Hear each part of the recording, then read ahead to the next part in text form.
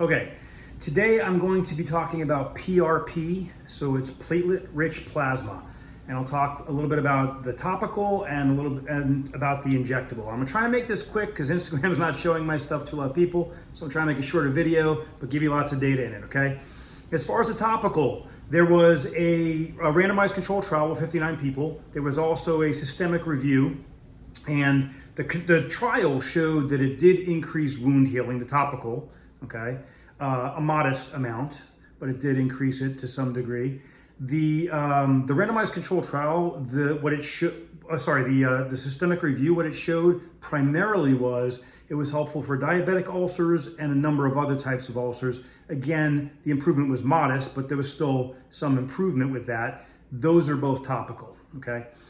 There was a study done with, now we're talking about injectable PRP, platelet rich plasma, and it was done assessing the skin and aging and rejuvenation of the skin, and it showed some promise with helping skin texture. That was kind of the biggest thing. They checked a bunch of different parameters, but the main thing, and this was a systemic review also, the main thing in this one, it was that it helped the skin texture. It gave better skin texture. So there was some improvement there. Again, these results are not overwhelming, but there's some data there. There's something to it, okay? Now, what it's bragged about a lot for is joints and tendons and things like that. So they did a systemic review on osteoarthritis.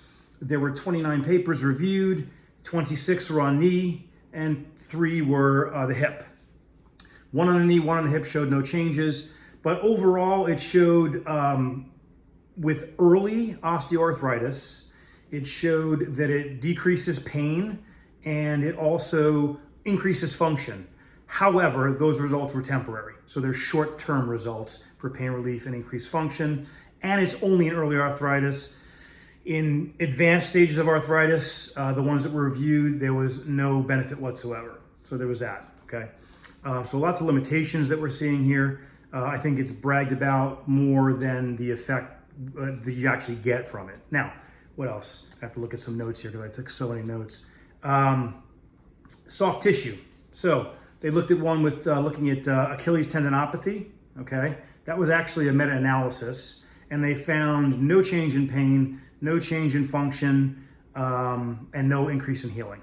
So that was that one. That was a meta-analysis looking at that. There was also a systemic review. Is that a systemic review? Yeah.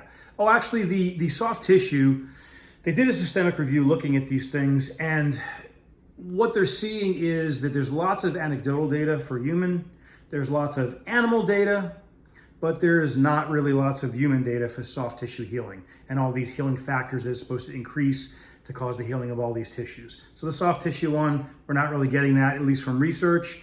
Bone healing, same thing. A systemic review on that showed, well, it didn't really prove it. There's promise that it might help bone healing, so the systemic review says.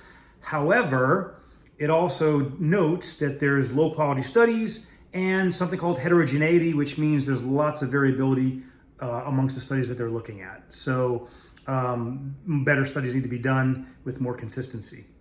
What else we got? Erectile dysfunction. This is one that was a randomized controlled trial with 60 patients, and they did find it helped. However, again, the results were short term. And there was one other drawback to that. You got to get a needle stuck in your penis. So there's that. Yeah. So I think that kind of sums up. I looked at a lot of stuff. I wanted to try and make it quick and easy and put a bunch of stuff out there. So it's somewhat effective for a few things, but definitely not consistent with the anecdotal data that's out there. Anyway, if you have any questions, let me know. Stay strong. See you next time.